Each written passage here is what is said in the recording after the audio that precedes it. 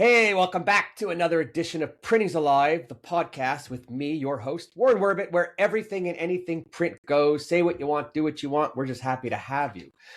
Today, I'm going to read what I have coming because it's easier and a little tired today, if I could be honest with you. But all right, here we go. Today, we're talking about something a lot of printers think about, but few actually do anything about. Actually, printers don't do a lot of things that they talk about, but we'll just deal with one today. Growth beyond your current market. I'm going to stall while you think about that because I know you really want to listen and I want you to stay on a little longer. But I got a great guest today, as all my guests are great, but you know that. I have David Solomon, the founder of SER Growth. Welcome, David. Hey, Warren, thanks for having me. Pleasure. David spent 35 years helping manufacturers, business owners expand into international markets, strategically, sustainability-wise, without blowing things up internally. And here's why I wanted him on Printing's Alive. A lot of printer companies, a lot of good printing companies are doing really good business, messing it up with all the goods, but they've hit a ceiling. They're not losing money. They're making money. They've got salespeople, not looking for salespeople, and they're busy. And they have a little bit of capacity left over. But busy doesn't always mean growing. Today we're going to talk about why it's really important and what it takes to expand beyond your home market, why most companies don't do it, and how to know if international growth is actually right for you or a terrible idea. Really important no matter what you do today to find out if it's a good idea or a bad idea, because most people don't have money to waste. David, welcome to the show. Thank you, Warren. So tell us a little bit about you. You kind of sort of nailed it in the introduction there, but that's it. 35 years. That's it. Look, I tell everybody this: happily married for 32 years, have 3 adult children, one of which is married. Been in sales my whole life. Not ashamed to say it. A lot of people say, "Oh, you're a salesman." No, I'm not. I'm happy to be in sales, and I think I will say that I've been very lucky in my life to network with people on a global scale, and just the world is a really, really cool place, and I just love what I do and love helping companies. So, life is good. And like fishing. I do like fishing with my buddy, and love sports and a good glass of scotch. If anybody's willing to share, I'm always good for that. I'm coming. Just say what time to be there. Got it. Right. Excellent. So, all right. Tell me a little bit about companies and why should they be thinking about going into a different market? It's one of those crazy questions, Warren. When we think of growth, first of all, companies think that nobody wants what I have outside of where I am. So I don't care if you're in Montreal, Toronto, Washington, London, England. I don't give a flying fadoo. You think that what I got stays local, or stays in my state or province, or stays in my country. And then when you realize there's only so much you can grow in your market, and then when you want to go and look at that next market, whether it's another city, another province, another country, you talk yourself out of it. Too many printers, manufacturers, distributors, they talk themselves out of it. And look, today, Warren, tremendous uncertainty, right? What happens in the White House? What makes you say that? What makes me say that? I don't know. Because all this news stuff, if you're a CNN, Fox, I don't really care what you watch or listen to. At the end of the day, you're being given an agenda just to mess you up. Why is it that exporting went up in 2025 when there's so much uncertainty in the world? Because the way to grow a business, the way to increase the value of a business, if you're the business owner and you're looking for financial freedom, real opportunity, staying in your local market has only so much to go. You have to go outside your borders to grow and to prosper. And that's what a lot of printers, manufacturers, whatever, they're missing that. How difficult is it really to go do that? Like when I think about, so when we're in Canada, you happen to be in Canada too. So anybody who should hire him for some help gets a discount right away. Right? No, but so we're in Canada, and then let's take the US market, for instance. Big market, everybody loves it. I watch a lot of people that I know have ventured into it. I have a lot of people that I know who've done extremely well and become Sure. very wealthy, for lack of better wording, for the Sure. work that they do. Mhm. And then I know a bunch of other people that have ventured into the US market only to die, get killed, sink, and wish they never did it. Right. There's a So, big difference. so what are the people that are successful doing, and what are the people that are not successful not doing? Oh, what an outstanding question. And let me just tell everybody, if you're Canadian, you remember that company called Target that came to Canada? I think it's Target for Target, me. It's a excusez-moi, little upscale. Target, with the Équipe du Canada, they screwed up mercilessly. Walmart also came to Canada, did successful, did really, really Oh, well. I just wanted to interject for 1 second, and it has nothing to do with any of this, but I was never a big Walmart guy, just because around here. But when I was recently in the States and I went into Walmart, oh my God, it is Yeah, my favorite store now. yeah, Number one, huge selection of fishing stuff, right? And absolutely. I that's was a, going to say but that. but but this is the part that blew me away. I bought Wagyu beef burgers there that happened to be the best burgers I ever had. I So swear to God. but this is where Walmart and Target missed the boat. Walmart got it, Target did not. Walmart understood the Canadian market. Target did not. Walmart came in with a clear-cut message of what they're offering. Target mixed the message up. Target had a great supply chain. Walmart had a great supply chain system put into place. I was part of it in the 90s, so I know what they were like. Target did not. The difference between success and failure isn't about the size of the company, because they're both monoliths. They're both massive organizations. What the difference was: planning, understanding the market, and right execution, and pivoting when the time is right. When Walmart first came to Canada in 1995, I was in the toy industry. They were my client, and we had incredible conversations, a lot about teach us about the Canadian market. They took the Woolco people, they got rid of a few people because they were, you know, not Old school. Walmart people. Right. And they sat with us and they said, you guys, this is your real estate. What will you do to hit the numbers we expect? And we understood what Walmart wanted. Target walked in and did it differently. They said, we know what we're doing. We're going to do it our way, without understanding the Canadian market. And so Tim Hortons tried to go to the US, by the way, flopped the first time because they didn't understand that Dunkin' Donuts was just a better, or Dunkin'. Like, you can see time and time again, it's not about your size, but it's about how you plan, how you strategize, and how you execute. And what are you offering? You know, Warren, a lot of the people watching or listening to this are going to say, well, I sell on price. I have the cheapest printed package possible. You're out. Don't go anywhere. You're dead, because India and China are going to kill you. All right? You're going to lose the game. If you can provide something unique, something that is really, it doesn't have to be monster. It has to be just enough to satisfy a pain point that your clients need, you're going to win. But if you're going to go in as a Me Too company and you're just going to compete on price, you will fail.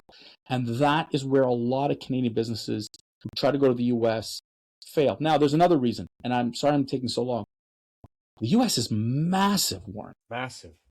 And to say, I'm going to America, you're not going through Ellis Island. You're going to the United States, which is 7 countries or 50 countries in one. I don't care how you want to divide the country. It's wrong for a lot of businesses. What I advise my clients is, are you sure your organization can handle the United States? Let me go back to Walmart. When I was in the toy business, there were 135 Walmart stores in Canada at the time. There were 2,200 in the United States. The supply is different. The mindset is different. The attitude is different. It could have bankrupted us if we didn't play the game right. And so what I tell people is, your first market of export, unless there has to be something magical, I wouldn't go to the United States. I would go to a smaller market, learn, have my organization adapt, figure it all out, make the small mistakes where possible. And then at a certain point, I'd go to America. Listen, I don't think you get too many choices, too many chances when you want to expand, and the cost of expanding. So Oh, if we talk about then going to another country, wherever it is, let's touch on some of the costs and the hidden. I'm going to say hidden, but what I mean by hidden is the things that people that have never done it before don't know to expect in sure. terms of cost. There's lawyers, accountants. There's, I don't know, Well, registration. let's talk about depending on the industry. First and foremost, you got to make sure that you comply. Like if you're in the health food side, or you're in or pharmaceutical, or you know that there are legal. In Canada we have our drug administration. There's the FDA in the U.S. There's a European version. You got to know when you go to a new market, what are the laws. In Europe, there's a thing called GDPR, which is a privacy law, which if you don't understand it and you get caught, you can get nailed for a massive fine. And there's you don't that's why I say start small.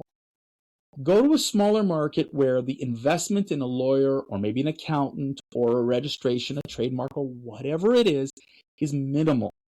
And then you will learn how that works. And maybe it'll help you in other markets as well. It's the cost is not the issue. It's when you research a market and you say, I want to go here. What do I need to do? And so every market's a little bit different. I'll tell you one example is we're helping an Indian company go to Ghana with their products. Now, if they were to come to the US or Canada, they would have needed all kinds of testing requirements and whatever. They did it in India. Ghana accepts it, whatever India does. And they're now saving hundreds of thousands of dollars in testing and licensing and requirements because they're going to this market to learn, to experience, to grow. And eventually, in about a year or two from now, then they'll go to those other bigger markets that make more sense. So to me, the first thing to do is get information. And by the way, that AI thing, tons of it is there. There's no excuse anymore. Oh, I want to go to said country. Punch it into AI and say, I want to go in. What do I need? And that whole list will come up there of how to protect yourself, what you should do. And you need a good lawyer to help Ugh. you in those markets. I'm sorry, but No, I know. you need It's a it. necessary. You It's a need it. necessary evil. Look, And by the way, they did it to themselves. I oh, didn't. Right. 100%. Okay. Yeah. Okay. We'll just But I'll move give on you from that. But yeah. one thing. One thing also is like when I go back to when I was in the toy industry, when we wanted to ship to the US and to the UK, on our packaging, we had to make sure that the testing number and everything was there, right? There was also language on the packaging that we had to make sure that we complied with, and so on and so forth. So you just don't sell to another country eyes closed.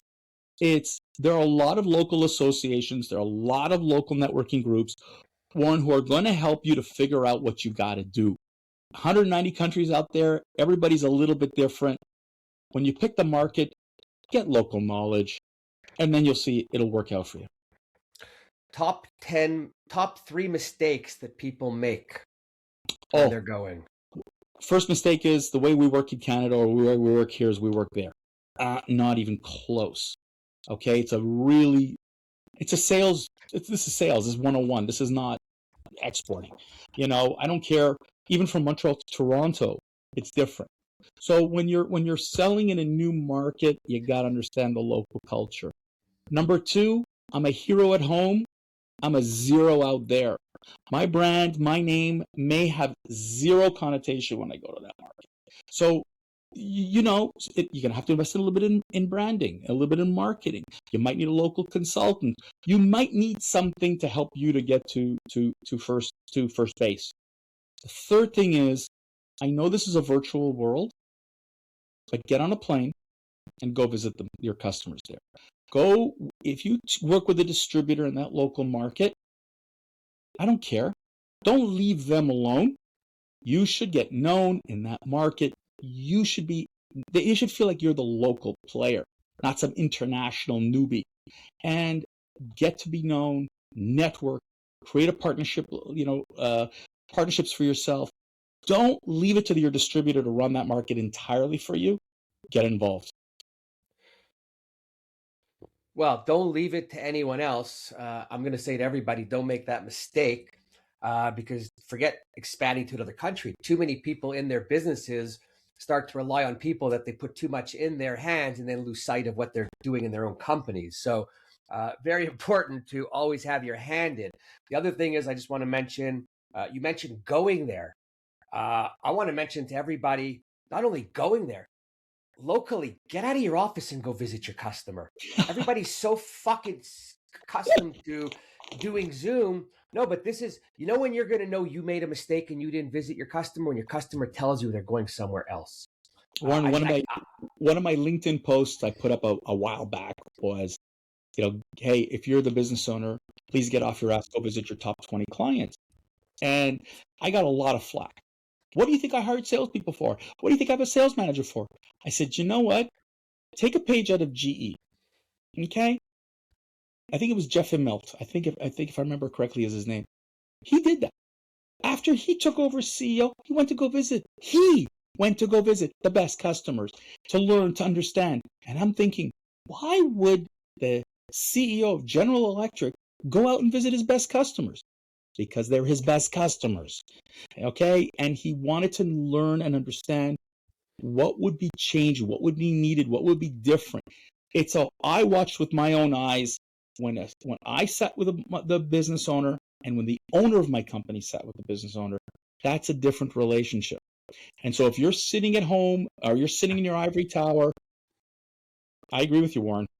First of all, I always say owner to owner is a different kind of conversation. Totally. Right? Totally. I used to tell my salespeople, make appointments with the customer. I want to go. Half of them would do it right away. The other half would stall. Right? You know why they're stalling? Because they're not doing their job with the customer, and they know it, and they don't want you to know. Well, the they're ones afraid. the ones that bring you are happy to bring you. They understand that there's a benefit. I could ask a customer if we're doing a certain business and why not, and could we have it, where the salesperson might not. But more importantly, the most important reason for going to see your customers with your salespeople is your salespeople will leave you one day. It's still your company, and you want to keep the customer. And and to your point, that's why I tell people when you're exporting, that distributor tomorrow retires, sells out, whatever. It's your stuff. It's your brand. Right. Do you want to control your brand, or do you want to leave it to somebody else? Your call. Anybody who doesn't want to go anywhere to do something and wants to sit doesn't deserve to be successful. There we go. Right. So what are the top 3 things that you've seen that have just put people over the top when they have gone to do these projects? What's interesting is when I talk to people and I say, my first conversation with them, Warren, and I'm going to answer your question. When I ask people, like, what do you want to be when you grow up? Where do you want this business 5, 10, 15, 20 years from now? That Jim Collins BHAG, that big, hairy, audacious goal. And I ask them for a reason. Because if your goal is financial freedom, then let's do it. And that's the success. One of the biggest things is if you're doing this right, the financial freedom that you can get for yourself is incredible. Think of the vacations you wanted to go to, the schools you want to send your kids to, the house you might want to own, or the car, or how many fishing trips or golf trips do you want to do in your lifetime? Like, how are you going to pay for all that? Your local market? Yeah, maybe. But when you start expanding into those new markets, those things start to come in a lot faster and you get that opportunity. So number 1 is when you're doing it right, you personally benefit. Now, number 2, you benefit, but so does the company. And so tomorrow morning, let's say, Warren, you want to sell the company or you want to leave a legacy for your children. Let's take the first one. You want to sell the company. If you sell your current company today, you make so much. There's an X, 1, 2X, I don't know, depending on what you got there. You go international, guess what? You've added a few X's. And this is not me saying this. These are exit planners. These are M&A experts who will tell the business owner, raise the value of your business by exporting. It works. From your company's perspective, though, not only, listen, we're Canadians, right? We just said we're both Canadians, right? If Canada goes to the toilet tomorrow and I export, chances are that second market is going to offset the crap that I'm dealing with in Canada. Or better yet, this happened to me when I was in the toy business. Four of my top 10 clients went bankrupt in when I was in the toy business. All right, which included names like Eaton's Consumers Distributing. You remember those guys? Moyers. Now you're dating yourself. I'm dating myself. They went bankrupt in the same year. You know why the company didn't feel the pain? Is because we were in the US, in the UK, in other markets, and it was offset by the pain from those customers. So when you're doing it right, not only will it offset, but you'll find better paying customers in other markets who are willing to pay you more for what you've got. And appreciate you. Exactly. And I'll tell you something. If you do this right, it's just the leaps and bounds you take in your company and you personally, off the charts. That's why I tell people, I ask them, where do you want to go? Because I don't want to grow to a company to $100 million. Like if you're a $20 million business today and you want to go to 50, it's different than going to 100. But I got to tell you, if you want what I just listed, let's have a chat, because this is the way to get it done. Yeah, I'm thinking how much profit. I'm always thinking bottom line profit, not top line revenue. No, I'm always talking about profit, right? Because top line revenue, listen, at the end of the day, why I tell people is when you sell into another market, you could charge more. There's a reason I'm saying that, is because I want you to get more. At home, you've probably discounted to get that business. And now you've had to look how hard it is for you to get them back to par. Go to a new market. You may not have to discount it, and you could charge more and therefore make more. Not a hard thing. Well, if you're going to discount, you may as well raise your price to discount, because anyone in business is not making their margins is an idiot. Well, no, you have to make your money at the end of the day, or it doesn't pay to be in business. Look, but there are people today who are working for a paycheck. And I'm sorry, you're not running a business. That's okay if you're a worker, but if you own it and you're on the hook and you got directors issues, Warren, but that's what I'm saying. I know business owners that are barely working for a paycheck. Right. I don't understand that. You're doing this for a reason. If you're doing this for a paycheck, go work for somebody else. But if you really want to prosper, and I don't mean to be, I'm not saying you're going to be filthy rich. I'm saying if you want a good lifestyle, feel good about what you're doing and have some benefits. There you go. Yeah. Wow. Have a company with benefits. Gotta love it. Extra benefits. Right? There. No, that's good. Are there countries that are better than others? I'm asked that question a lot, and the answer is it depends. Like everything you make or you distribute or you print or whatever, every market's going to be a little different. What I will tell you is this. Once upon a time, when you and I started in our various careers, there were only so many countries to go to. Today, that number is like up to, and I said it earlier, about 190 countries around the world. And people don't talk about South America, Eastern Europe, Asia, Africa, Australia. It's like we're in North America. We're locked into our 10 countries that we love so much. But reality is, I spoke to somebody about Poland, and he looked at me and goes, but I don't speak the language. Who cares? They speak English. And they want to do business with you. They want Canadian goods. And I'll go back to what I said about LinkedIn. I did a post called, hey, the world doesn't just want maple syrup and hockey sticks from Canada.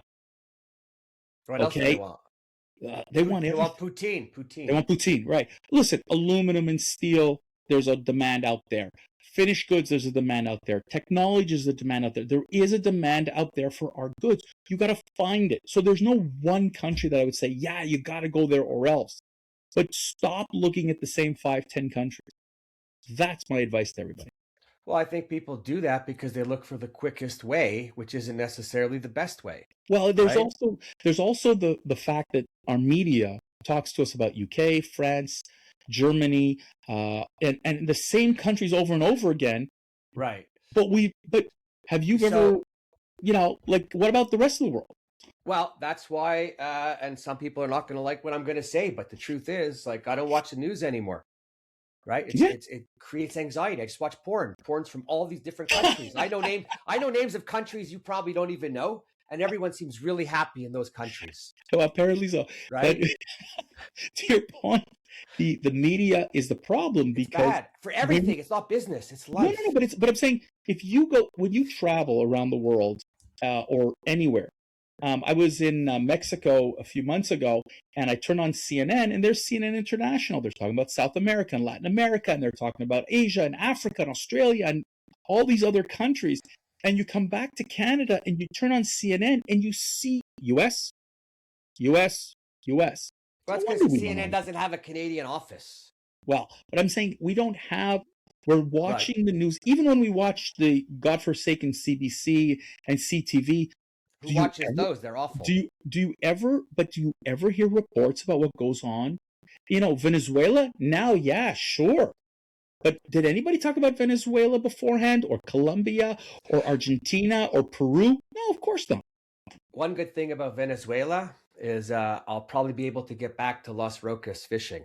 There we go. Because for the last 10 years, you couldn't go there fishing, and they have some of the best bone fishing in the world. But Love it. that's a whole other thing. But here's the thing: is Argentina has been off of everybody's radar. It was a terrible market. Now it's become a really attractive market, and they are looking for investors, and they're looking for business partners, and the media doesn't cover it. It's just not Well, cool. you can't go by media, first of all. And I think all countries, probably, depending on what your product or service is, there's always nuggets to be had if you want to lift those stones and look underneath. Absolutely. Right? Absolutely. I mean, 100%. I think as there's more people in the world, more people doing things, more people trying things. Some people get discouraged easier than others, Sure. or worry. Listen, I just started the printwhisper.shop, sell really cool t-shirts and hoodies. There's 1 million people doing it, but it's a 45 or $50 billion industry and growing. Sure. And I set it up so that I could be global. Actually, I have manufacturers in 7 countries, so I could ship the easiest two, and it's great. It was just it actually wasn't that hard. It wasn't that easy though. As easy as Shopify says it is to set something up, not so. But if you want it, you make it happen. But to your point, today, if you look in some of the most I spoke to somebody in the Philippines, and he's like, why are we the forgotten one? I spoke to somebody in Finland. This was the best conversation. We both laughed about it. Said, when you think of Canada and Finland, we think of hockey. But Finland is a great market, very, very, very high, cost of living, and they're used to paying more for things. Why do we never talk about Finland as a possible export market? And that's the problem, is we're just not when you do the homework, Warren, and I tell this to people, first step I'm going to research the crap out of where there's a demand for your stuff. And don't be surprised if I come to you with some markets, you're going to go, I never thought of that. Yeah, because you're just too used to hearing the same names over and over again. Well, the best surprises are the ones that you don't think about, right? Absolutely. When you do the same and you go the same and it's the same story. But here's the thing: you're going to go into a market where how many other competitors are there? But if you go into a market where you don't have a lot of competition, what does that mean for you? Great opportunity. Better, but even with competition, it comes down to storytelling and what it is that you're offering. There you go. I always prefer to think of the positive, that there's always a way to overcome whatever is in front of you, sure, no matter what anyone says, because there's always successful people out there. Always. Right. Always. And if you get caught up if you let your brain get the worst of you, you're going to be stuck like a deer in the headlights and do nothing. Absolutely. You just have to go and try. Absolutely. How many people do you work with that actually succeed when they make the move or the attempt? The majority of the people I talk to, when we follow the plan and we have a pivot plan, because stuff happens. That thing called COVID threw a monkey wrench. Every year, by the way, if you look since 2008, every year there's a crisis. You got to have a pivot plan. So if you have that in place and you time it in such a way saying, okay, we're going to do this, and then if it doesn't work by here, we pivot, then there's success. But you got to plan it out right. And I say plan with a pencil, not a pen. I'm talking to a printer here, because it can't be etched in stone. It's got to be malleable. just in case. There could be another opportunity. There could be a pivot. There could be a political change. There could be a technological, something might have changed that'll cause that pivot. So if you have the plan and the pivot and you execute right, you execute smartly, man, oh man, majority of the people do really well. Is there a certain type of mindset that people have that are successful, or is it potentially open to anybody? You have to have a growth mindset. You have to have a little bit of intestinal fortitude too, especially if this is your first time. Okay? Because if it's your first time exporting, you don't know what you don't know. And that's why I tell people go to a smaller market, because you'll learn, the mistakes will be smaller and easier to learn from. And so if you have a growth mindset and your team has a growth mindset, so you need, Warren, you've been in business long enough to know, if you have a bad team, you don't win. And I'll compare it to a football team. All right, there are 11 departments in a business. There are 11 players on a football team on one side of the football. And if everybody knows where they have to be, they win the game. That's the same thing in your business. If everybody is thinking growth, clarity, our vision is the same, our aspirations are the same, oh boy, your opportunities are great. But if one holds you back, that could be devastating. So you got to make sure that all of your chiefs, all your leaders, all your key players in your organization are aligned. I didn't say agree, because you could disagree about how to get there, but you're aligned on the vision and where you want to go and how you're going to get there. Then you're going to be okay. Yeah. First of all, you don't want them to agree, because when they disagree and then they sit down and discuss, better thoughts, ideas, and new plans come out, right? Absolutely. It's not, that's why I said you don't have to agree, but you have to be aligned. Oh, for sure. And you all you have to be rowing in the same direction. If you're not, think of the best. If you've been to the Olympics and you see the rowers, that's why everybody's super strong and fast, but the ones that are the most aligned are the ones that win. And it's by a hair. That's right. Generally, right? There you go. It's wow. So let me ask you another question. I don't know if there's an answer, but so like when somebody goes to venture into a new market, how long should they allow themselves to be there before they want to choke themselves because they're not feeling really good, because it's not moving at the pace they saw? Yeah, that's a great question, and it's very hard to say because every industry is just a little bit different. Food, for example, which is in high demand, has one growth rate, and let's say pharmaceutical has a different, and if you're selling airplanes, it's a different, right. different, I tell this to my students at McGill that I teach, it depends, and so you have to look at what a sales cycle is like in that country, and give or take, you want to fit inside that. That's why you got to do the homework, and why you got to talk to people. And if you're lucky enough to have customers in your current market who are also in that new market, and you ask them, what's it like? What are patterns like? Are they faster, slower, the same? Could they help you? This, that, and the next thing. Then you'll figure out the timeline. But there is no one number. But you also have to be realistic that, remember, you're going in from a market where you were a hero to a zero, and it could take a little bit longer to make it. And that's why you need to have alignment in cash flow, in planning, in HR, the right people, because then that'll get you there, should get you there faster. If you're not, you could spend a lot of money and blow your brains out. So, and that's why I talk about the pivot plan. If you sit with your CFO and you say, we're going to give this so many months, give or take, and you have a good sales team who are saying, yes, we can make it, no, we can't, then you'll know how long it takes you. But if you don't do that homework and you don't have the right team, you could be like Target. Well, I'm going to say, if you don't do your homework and you don't have the right team, your chances of success are like low single digits. At best. Well, I don't want to say zero, but low Close single to digits. Close to it. I mean, everything I'm hearing, it kind of sounds to me like you're really just a new startup in another place. Yes and no. If you're good, like when I say you're a zero, I'm exaggerating a little bit, because if you're really good in your home market and you're marketing it smartly into that new market, you're not a zero. You're going to be better than that. But you got to be prepared to reinvest to get you back on track. So if you think like a startup and you act like a startup, you'll probably have a better chance of success. Unless and that's of course if you're going in through an organic or a distributor. Some people do a joint venture and some people will do an acquisition just to grab huge market share. It's not something I suggest on first pass, but if you've done a few exports, you might want to think about it. Well, if you're doing that, I'm going to think that you're a little larger, you have a bigger team with a little bit more knowledge.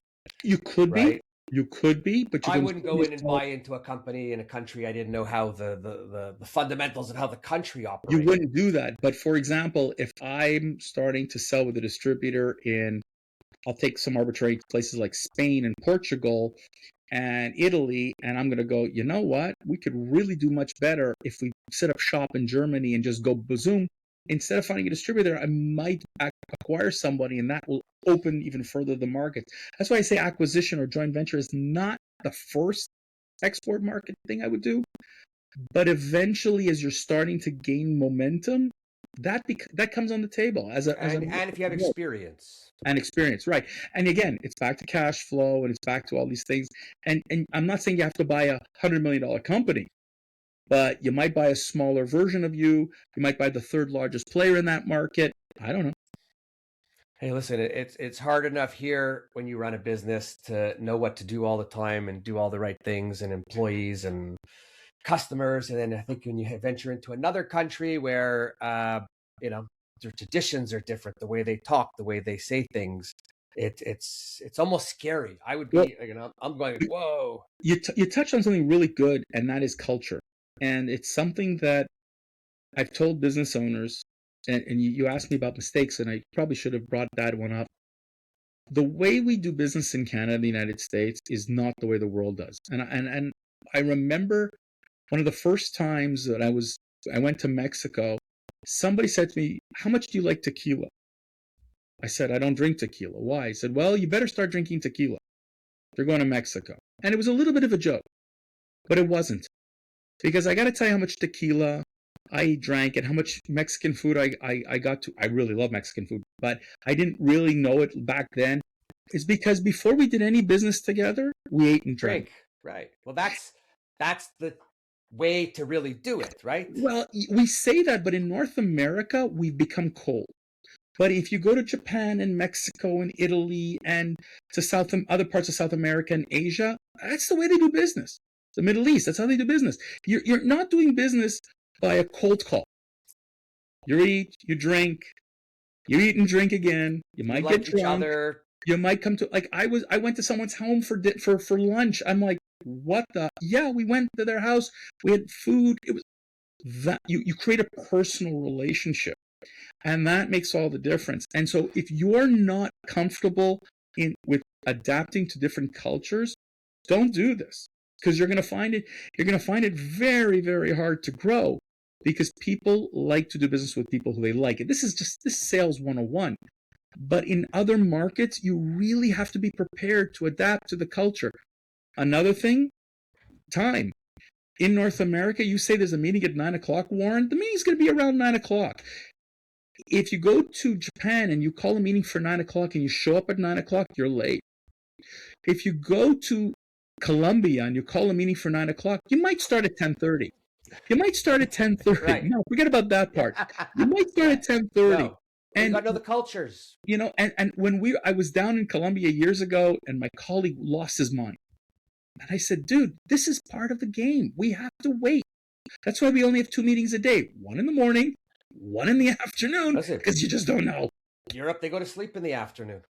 Yeah, 2 hours, siesta, 1 hour. And then you could drink and do business all night. And then what about the 3 weeks of vacation in France that you closed down for?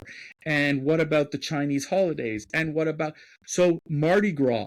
You can't assume, and this goes back to what I said before, how we do business here in North America is not how the rest of the world works. By the way, I close down for every holiday because I don't want to discriminate. And I want everyone to know that I support, all their cultural events that they do. So what do you open 50 days a year? Not even. Not even, you go from one New Year to another New Year to another, from Easter to You Easter gotta to love it. Easter. You Gotta can't love go it. wrong. It's yeah, it's no, I love the idea of expanding. Listen, I love to travel, so going to other places and learning is great. I wish I had an idea or something to go to, maybe try in another country and get with the local people and the tie-ups. And I mean, there's so many business groups out there that people could join if they want to learn Oh, and there are a more. lot of international networking groups right now that are virtual that you can start to get to meet.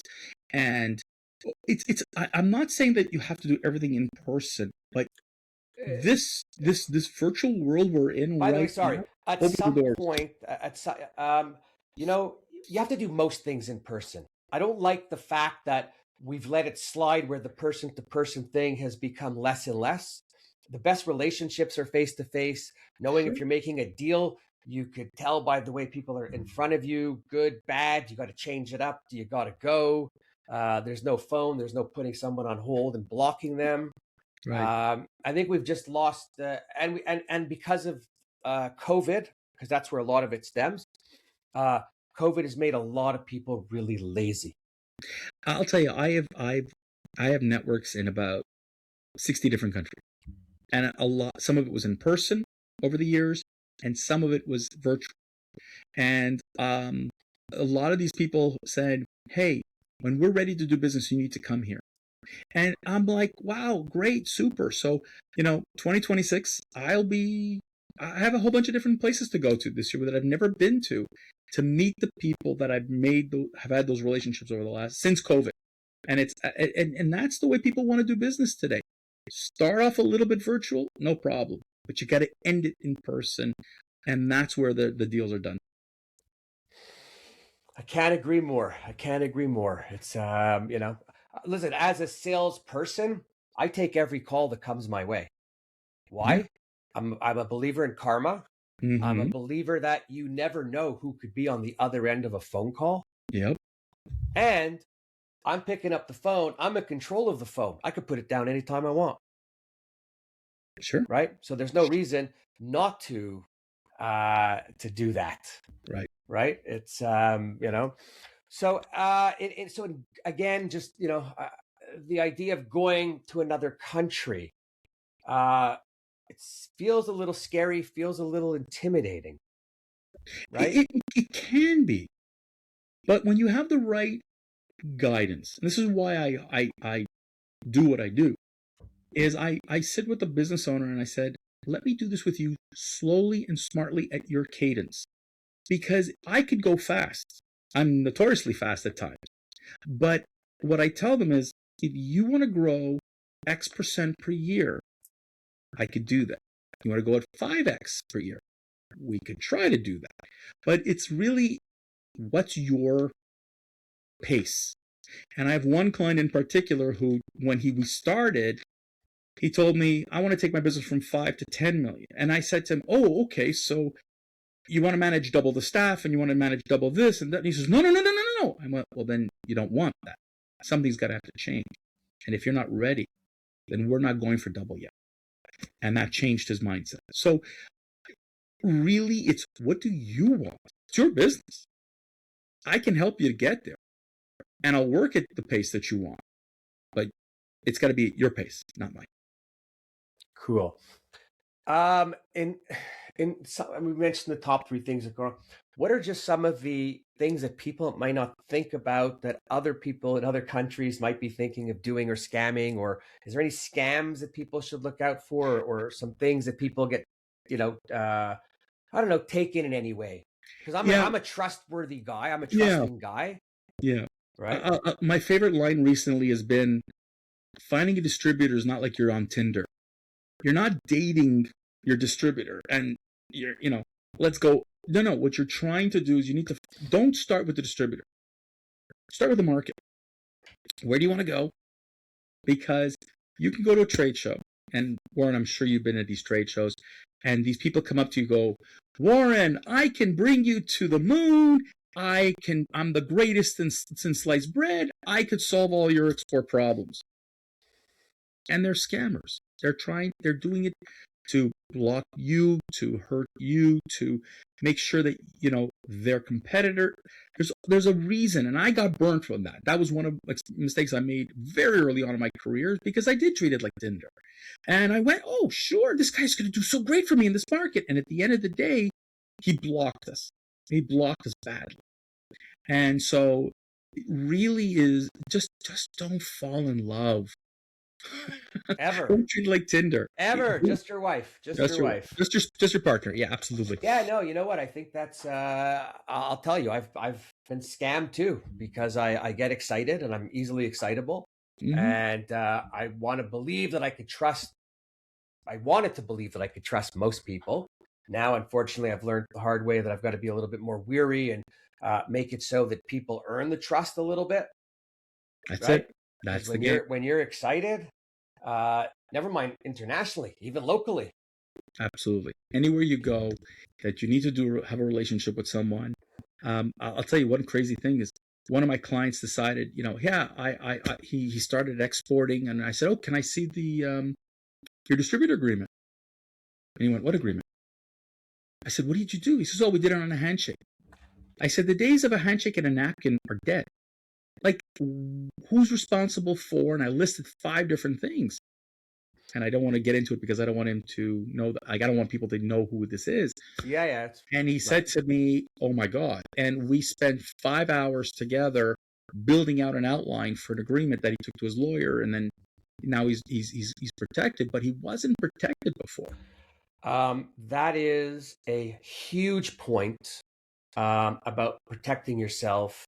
And I'm going to say to everybody, I don't care what country you're in, if you're local, if you're dealing with a friend even, and it's a business transaction, you need to put all the terms on paper to protect both parties.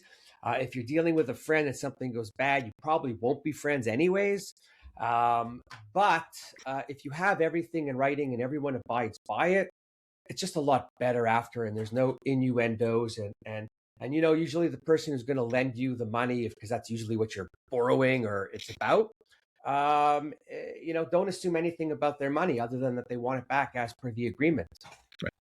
Right. And you have to do that. And too many times, and I'll tell people, hey, we could do a handshake deal, but the paper's coming after. There you go. Right. So, yeah, you know what?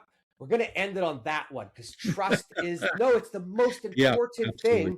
Agreed. And it's kind of like, I just had somebody online reach out to me to do some stuff, and everything was okay. And then they gave me one line where they said, and really, you shouldn't worry about anything. And right after that, I said to them, deal's done. We're not doing anything anymore. I don't ever want to hear from anyone. You don't have to worry, because we all have to worry about something at some point. Absolutely. Right? Wow. So cool. So I am not going to be expanding anywhere. I'm going to keep my business right in my room here for now. Okay.